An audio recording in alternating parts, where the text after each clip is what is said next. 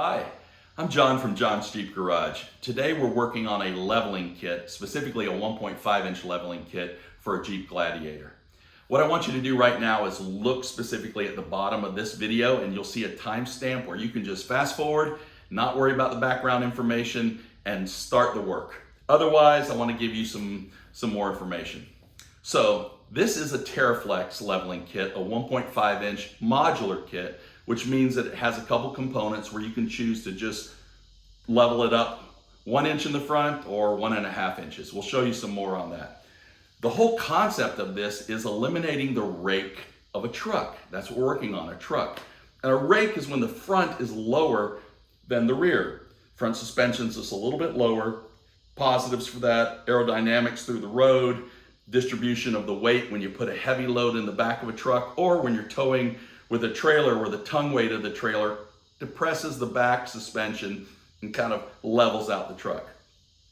For us, we want a little bit more wheel clearance, want to run 35s without issue, and we're really using it for some aesthetics, a little bit more look to, not a full lift kit, but a little bit more look with this leveling kit where it looks a little more lifted, if I can say it that way, where the front end comes up enough to give it that pleasing look some people want in a vehicle. And it's very economical. The cost of this is $115 plus tax and shipping currently for that TeraFlex kit. So that is definitely cheaper than going with a full lift kit. One of the things about this and about this leveling kit is that I'm doing it in the garage. So you see a lot of these videos where they put it and jack it up on these car lifts. I don't have a car lift. I'm using the stuff you have in your garage. I'm going to show you we're going to need some floor jacks. I'm going to show you the jack stands we're going to use. I'm going to show you the concept that we're going to do is really lowering the front axle so that we can remove the springs. There is no spring compression here. That is unsafe. So follow along, look at this video, and hopefully you learned something. Thank you for watching. All right. One thing about John's Jeep Garage, no air conditioning. So I apologize if you see me sweating a lot here as I explain this, but I want to show you what's inside the 1.5 inch level kit. First, you're going to have a spring mount spacer, 1 inch, spring mount spacer, 1/2 inch. You're going to have your bump stop, top spacers, and this is a modular kit. What does modular mean? So you may decide you're only going to go 1 inch, or they go together. There's 2 posts, 2 slots, line it up. Line it up. Now, 1 plus 1/2 is 1.5. Now you have a 1.5 inch spacer, and we'll show you how it goes in the video. That's basically it. You have your 2 bolts, the flat heads that go down for these bump stop spacers, and the nut is on the underside. And so this is why they gave you this great tool, so you can reach on an angle so you can access and hold the nut as you tighten it down. But that's all there is. Now, some people just want to put the 1 inch spacer on, and this is all in the front. And they want to do that because they're trying to retain a little bit of the rake, because they're, and it may be an aesthetics thing as well. But TeraFlex is great because they give you the option. We're going the full 1.5 inch in this video. All right, let's look at the tools we need. So obviously you need some type of ratchet, impact ratchet, or large ratchets. There's some plastic retainers on some vehicles, so if you have a retainer removal tool, that will help. Some extensions in your socket set, so basically just your whole socket set. You're going to take your tires off in the front, so you're going to need a lug nut socket. Usually it's 22 millimeters for the Gladiator. 7/8 also works. 10 millimeter socket, you're going to need a 15 millimeter socket, 18 millimeter socket, 21 millimeter socket, 24 millimeter socket. You're going to need a 18 millimeter wrench to, when you're using your 18 millimeter, you'll need to hold the other side, which will also be 18. 6 millimeter Allen socket, and then you'll need needle nose pliers or some form of pliers. Flathead screwdriver helps. Again, your provided tool for the bump stock nut on the bottom. Unlike other videos, we're doing this project in our garage, so we're going to show you how to do it safely with 3 floor jacks and 4 jack stands. Also, please chock your tires in the rear for safety. Okay, wheels are chocked, parking brakes on, and now you're going to put your first jack underneath. Go to the front edge of the door, look underneath, and right at the frame, just before the cross brace, is the point that you want to connect on both sides with both floor jacks. Sounds good? All right, now let's take a look at the other side so you can make sure you get the same perspective. Other side, just past the cross brace, right down from the front door, both floor jacks will be positioned there. At this point in time, you at least want over 2 inches of clearance from your tires. Now you want to be able to put the jack stands right next to the floor jack supporting underneath that frame. You may have to lift later. Alright, once everything is safe and secure, go ahead and remove both front tires and put them out of the way for later. Okay, so what we're doing is we're taking the 2 smaller jacks, these are 3 tons, we're placing them under the end of the front axle on each side. They're not there to support the axle, they're there as a safety measure, because now we're going to put a jack to the passenger side of the differential so that it's in the center of the axle and we can slowly lower the axle later. Okay, we're starting on the passenger side. We're going to disconnect the front sway bar link. You need an 18mm socket. Note on the back, it's a flag nut. So note the position before removing it so you know how to put it back together. Let's take a quick close-up of what the flag nut looks like. Okay, for clearance, let's pull up that sway bar link. Now, let's remove the bolt that is connecting that track bar to the axle. That's a 21mm socket. Alright, there's also a flag nut on the other side, so pay attention to its position as well. Alright, on the lower control arm in the front, you see this bracket that holds the brake lines, 15mm socket. Go ahead and remove it, put it out of the way. On yours, you may decide to remove the upper bracket. I did not, I had enough clearance. Okay, a trick of the trade, I put the nut back on the control arm. That way I don't lose it, I always know where it is. Okay, for you Rubicon owners, on the top of the differential on the driver's side, you're going to see a locker actuator plug. That needs to be removed by pulling out the white little locking tab and pressing down. Here, let me show you just moving it in and out. Also, this line will have retainer clips connected to it, so for have the freedom when the axle is lowered, you need to remove those retainer clips for now. On the opposite side, you'll see the axle actuator and the axle actuator plug.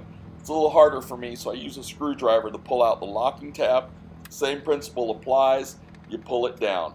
Hopefully this close-up kind of shows you, and it is easier to access from the passenger side. Alright, now even though it's unplugged, you still have to remove the retaining clips because these lines, you don't want them to stretch and pop when that axle is lowered. So ensure these are free, and you know, when you're trying to put them back together, if you've ruined the retaining clip, then a zip tie works just as good. Let's move to the driver's side. On top of the differential, you're going to see an axle breather hose connected by a clip, a hose clip. I just use pliers, squeeze it together, use my other hand, and pull it apart. It's not requiring too much effort. Set it off to the side. Let's flip to the driver's side. Guess what? We're disconnecting the front sway bar link on that side as well. Remember, that's an 18mm socket, so go ahead and remove it, and then we're going to swing that one up for clearance too. Staying on the driver's side, front lower control arm, 15mm socket, we're going to remove the brake line bracket. We're going to put the nut back on that threaded post. Now, you set that off to the side and it's clear. Remember the overall objective. We are trying to lower that front axle. So you need to inspect and make sure you have enough room in the brake lines, or you're going to have to remove that front bracket on both sides. If you have enough room, then you don't need to remove it. Okay, so the last thing we need to remove is the lower bolts on both shocks. They're 18mm bolt heads as well as the nut. Now, safety first. When you remove both of them are free. The front axle is going to lower. It's going to drop. That's why I have those 3-ton jack stand supporting it, and I have that jack in the middle, because then we're going to control it as we lower. So right now, remove them, and then we'll go to the next steps of the process in lowering the front axle. I'm going to show you how I lower the front axle in real time. It's going to be slow. Remember, my floor jack is in the center of the axle and my jack stands are on each end. And I'm adjusting the jack stands lower in increments. I do this because I want to control the drop of the axle and maintain a safe environment. I will continue to do this on each end until I lower it to lowest point of the jack stand, and then I'll let it rest on both jack stands as well as the jack still secured in the center. So at its resting point, I have the jack stands on both ends and the floor jack still in the middle. Now to work on the springs. Now we need to remove the springs and the spring isolator, which is the rubber cap on top. You need to make sure you have enough clearance to remove the springs. If you don't, and that axle is lowered all the way, you're going to need to take the floor jacks that are supporting the frames on the side, and you'll need to jack them up to create that room and that space. Okay, so this comes from your vehicle, and if you notice, there's 2 pegs here, and at the very top of the spring, the upper spring housing, there'll be 2 holes that this normally fits through. Well, now we have our kit, okay, and remember we said 1 inch and a 1/2 inch. So when you look at that, the first thing we're going to do is it sits this way. So this is up. The flat side would be the bottom, and you see the 2 pegs that are right here. Well, these 2 slots right here fit like that. So now you have a nice fit, and then this goes underneath. So when you put it into the spring housing through or around, the bump stop will go through this. There's going to be 2 holes that you're going to try to seat this in. And then as you lower your axle later, you're going to continue to monitor and make sure that happens. But this right here is part of the upper 1.5 inch spacer that we just assembled from the module. Okay, let's go ahead and install the kit through the bump stop and align the locating pins through the 2 top holes on the top. Now this is going to sit here until we put our spring on. We're now going to position our spring and lift it up, again looking at the 2 locating pins, just making sure that it's aligned correctly.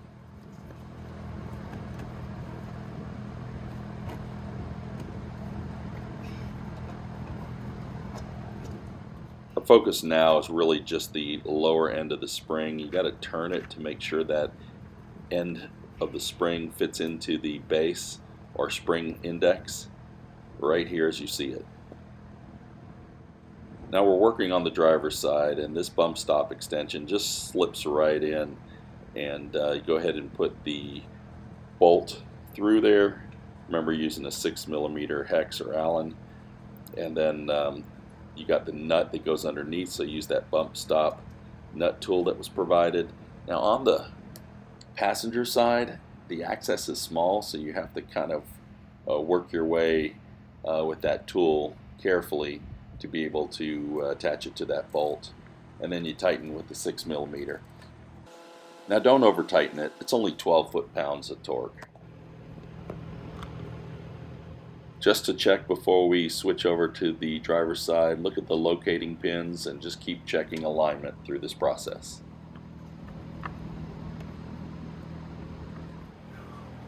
We're on the driver's side, and we are showing you the same steps, but there are some slight differences when you really look at each side.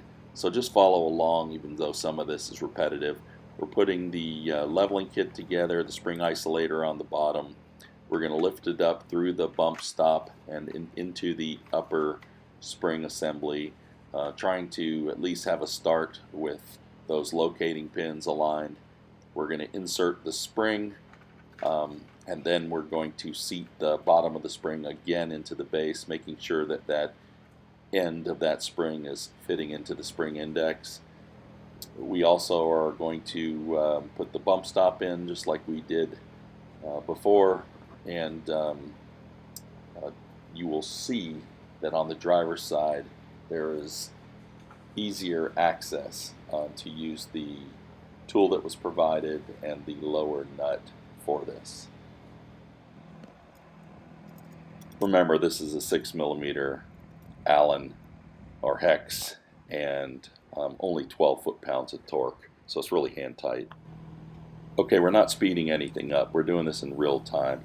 It's time to raise the front axle, but you have to check both springs and ensure that the locating pins are aligned through both of those holes on both sides. We're raising the jack stands for safety as we slowly raise the front axle. Now we're just raising the front axle to align with the lower shock so we can insert our bolt and connect lower shocks on both ends.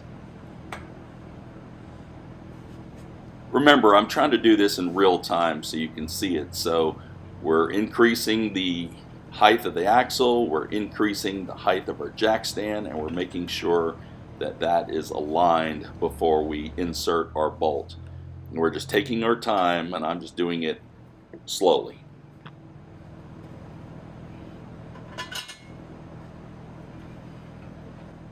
Time to align and insert the lower shock bolt on both sides. Remember, it's 18mm and it is 74 foot-pounds of torque. Again, do this on both sides. Okay, once we do that, we need to install the bracket for the brake lines. Do it on both sides. It's 15mm. It's about 10 foot-pounds. If you remove the upper bracket, please reinstall that as well. Now on the driver's side, we're going to reconnect the front sway bar link. This has the bolt and the nut, 18mm on both sides, and we're going to tighten this to 59 foot-pounds.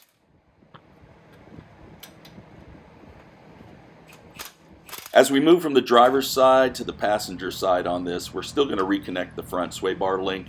But if you remember, this side has the bolt, which is 18mm, and a flag nut. We just put that flag nut inside that frame where the track bar is connected. Make sure the flag is up, and just go ahead and tighten to 59 foot-pounds.